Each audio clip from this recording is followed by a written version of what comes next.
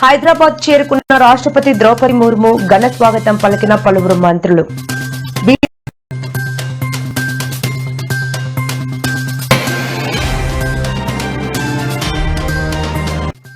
బీజేపీపై Jaggareddy fire. అప్పటికి ఇంకా మోడీ అమిత్ షా పుట్టనే లేదు అంటూ స్పష్టం.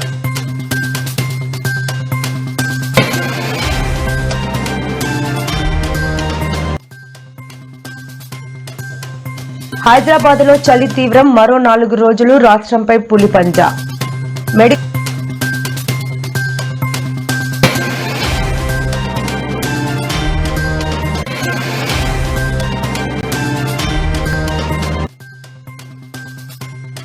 కాలేజీలపై క్లారిటీ ఇచ్చిన సీఎం చంద్రబాబు. పీపీపీ విధానంలో నిర్మించిన మెడికల్ కాలేజీలు ప్రభుత్వ ఆధీనంలో ఉంటాయని వెల్లడి.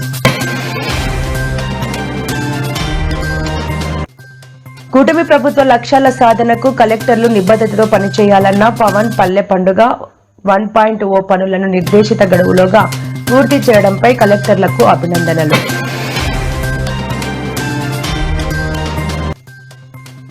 పులివెందులలో జగన్ కు ఎదురు దెబ్బ. టీడీపీలో చేరిన అనుచరుడు.